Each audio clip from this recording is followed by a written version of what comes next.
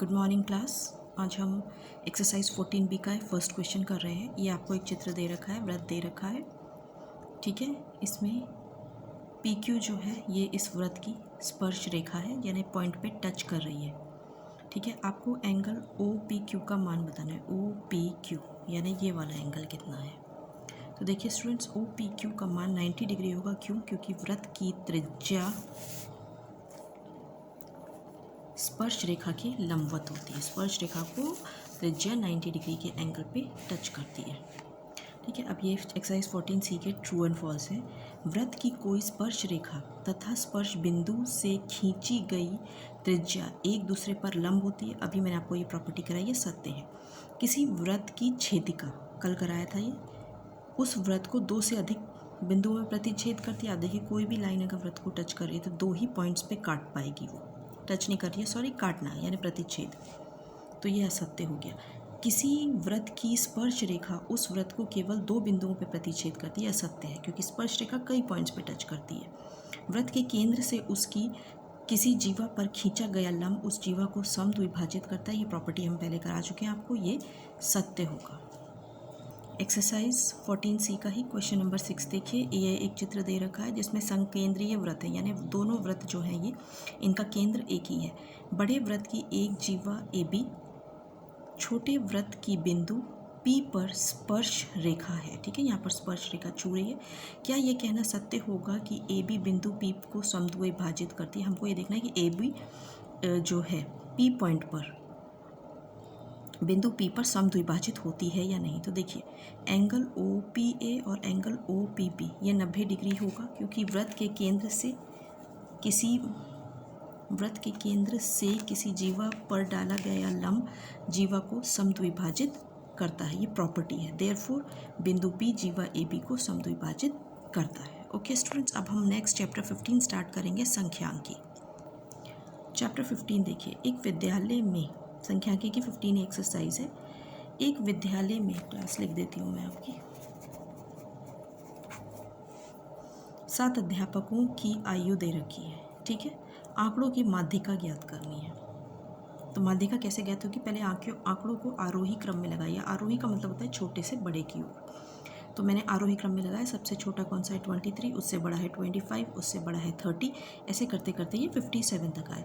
हम अब गिनेंगे कि कितने आंकड़े हैं। 1 2 3 4 5 6 7।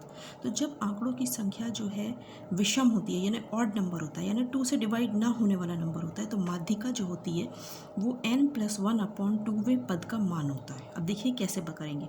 n है 7, यहाँ पर 7 पद है, तो 7 + 1/2, तो 7 + 1 होता है 8, 8/2 हो गया चौथे पद का मान। चौथा पद क्या है? 1 2 3 4, तो माध्यिका हो गई 32 वर्ष।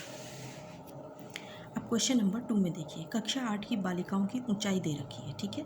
आपको माध्यिका ज्ञात करनी है। तो आंकड़ों को पहले आप आरोही क्रम में लगाइए। सबसे छोटा 133 लगेगा, फिर 135 आएगा, फिर 137 आएगा, 150 तक हो गया। अब हम गिनेंगे कि कितने हमारे पास डेट, कितनी वैल्यूज़ हैं। तो 1 2 3 4 5 6 7 8। अब ये हो गई सम संख्या, यानी 2 से डिवाइड होने वाली। तो इस केस में माध्यिका अलग तरह से कैलकुलेट होती है। तो माध्यिका हो गई n/2वें पद का मान प्लस n/2 + 1वें पद का मान। n/2 कितना है? 8/2, यानी चौथे पद का मान, और n/2 यानी चौथा + 1 5वें पद का मान अपॉन 2। तो चौथा पद क्या है? 1 2 3 4, और पांचवा पद है 140, 138 एंड 140। तो यहाँ हमने 138 लिख दिया और 140 दोनों को जोड़ा, 2 से डिवाइड किया, ये आ गया 278/2। जब डिवाइड किया 2 1 2, 2 3 6, 2 9 18, ये आ गई 139 सेंटीमीटर। देखिए ये आंकड़ा दे रखा है एक्सरसाइज 15B का क्वेश्चन 1। इसका बहुलक ज्ञात करना है। तो देखिए बहुलक वो कोई भी नंबर होता है जो सबसे ज़्यादा बार रिपीट होता है। सबसे ज़्यादा बार रिपीट होने को मैथमेटिकली बारंबारता बोलते हैं, इंग्लिश में इसे फ्रीक्वेंसी बोलते हैं। तो कौन सा नंबर है जो सबसे ज़्यादा बार रिपीट हो रहा है? 12। कितनी बार? 1 2 3 बार। तो बहुलक कितना हो गया इसका? 12, ठीक है। बहुलक ज्ञात कीजिए। दूसरा आपको डेटा दे रखा है ये। तो यहाँ भी देखिए सबसे ज़्यादा बार क्या रिपीट हो रहा है? 1 2 3 4। सबसे ज़्यादा बार इस आंकड़े की बारंबारता सबसे अधिक है। किसकी? बहुलक हो गया 12, क्योंकि सबसे ज़्यादा बार आ रहा है। देखिए 13 भी कितनी बार है? 1 2 बार आ रहा है, ठीक है। 14 एक ही बार है, ठीक है। जो भी आंकड़ा सबसे ज़्यादा बार आ रहा है, 10 आ रहा है, 10 भी 2 बार आ रहा है, सबसे ज़्यादा बार आ रहा है, वो बहुलक कहलाता है। अब निम्नलिखित बंटन का बहुलक ज्ञात कीजिए। आपको पद दे रखे हैं, बारंबारता, इस तरह से एक टेबल दे रखी है। तो ये पद है, बारंबारता यानी कितनी बार, तो 26 जो है वो कितनी बार आ रहा है? सबसे ज़्यादा बार 11 बार।